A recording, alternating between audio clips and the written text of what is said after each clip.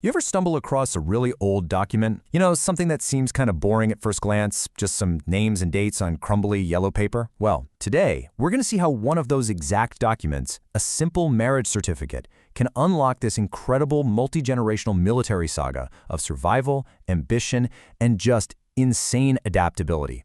All right, let's get into it. Because that's really the secret, isn't it? Once you know what you're looking for, that piece of paper stops being boring. It starts looking like a treasure map. It's the key that leads us to the story of a man who didn't just live through one of the most chaotic periods of history, he actually leveled up through it, navigating the rise and fall of Napoleon himself. Okay, so let's set the scene. We're in Arnhem, in what was called the Batavian Republic back then. The date, March 23rd, 1800. Napoleon has just taken power in France, and pretty much all of Europe is on edge. And right in the middle of all this, a 32-year-old guy named Jan de Moulin is getting married. But it's his job that really kicks our story off.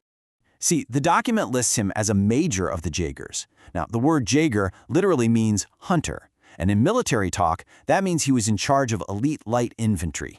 These were not your standard-issue soldiers just marching in straight lines. Oh no. And this comparison just says it all. Think of it this way. If the regular line infantry was the army's hammer, big, powerful, built to smash things and take a beating, the Jagers were the scalpel. They were precise. They were the specialists who moved ahead of the main army, used the terrain, sniped at enemy officers. They were even trained to think for themselves. They wore these distinctive green uniforms, kind of like an early form of camouflage. So to command these guys, you had to be an elite specialist too. But here's this incredible little detail the document gives us. This is Jan de Moulin, right? A major, commanding hundreds of elite soldiers. A man with serious authority on the battlefield. And yet, at 32 years old, he still needed a formal, written letter of consent from his dad just to get married.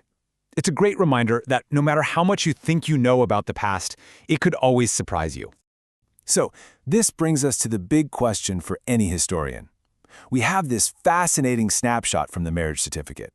But the history books also talk about a famous, very high-ranking general named Jan de Moulin, who died decades later. Is it the same guy? You can't just assume, you've got to prove it. And how do you prove it? Well, you build a chain of evidence, piece by piece. First, we find a baptism record from 1767. That gives us his birth date and his parents' names. Check. Second, we uncover a military review from 1784, which shows a teenage Jan serving as a cadet, right under his own father, Joseph. Interesting. Third, our marriage certificate from 1800 lines up perfectly with the age, the birthplace, and the father's name. It's all fitting together, but the last piece of the puzzle is the one that blows the case wide open. And here it is, the smoking gun. It's an estate record from 1823 for Jan's father, Joseph, and in it, it explicitly names his heir, Johannes de Moulin, Major General Engineer, as the son of Joseph. Boom. That one line locks it all in. Our Jager major from the wedding is, without a shadow of a doubt, the same man who becomes a general. And what a career it was. This, right here, is probably the most amazing part of his whole story. It's John's incredible knack for not just surviving, but actually getting promoted through one of the most chaotic times in European history. This is a true masterclass in staying on top. I mean, just look at this career path against the backdrop of total political chaos. He gets promoted under the Batavian Republic, then Napoleon's brother becomes king, a new regime, and what happens? Jan gets knighted and promoted again.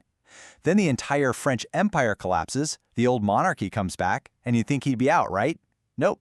He not only survives, he gets promoted to Major General and then Lieutenant General. I mean, he reached the absolute top of the military ladder while entire governments were falling around him. 4. Let that sink in for a second.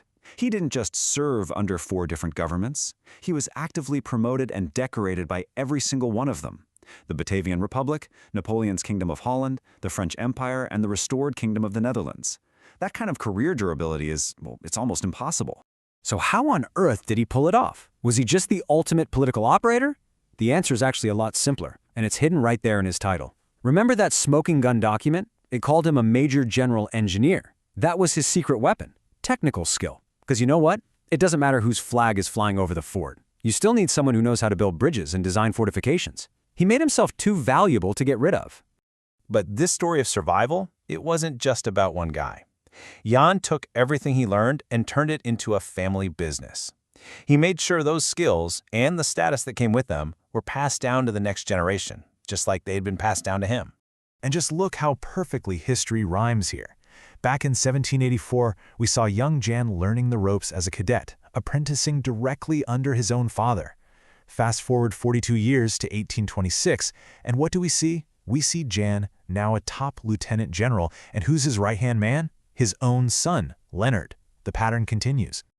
Now, before you start thinking this was just nepotism, you have to understand what an adjutant did back then. This was not a go-fetch-me-coffee kind of job. No way.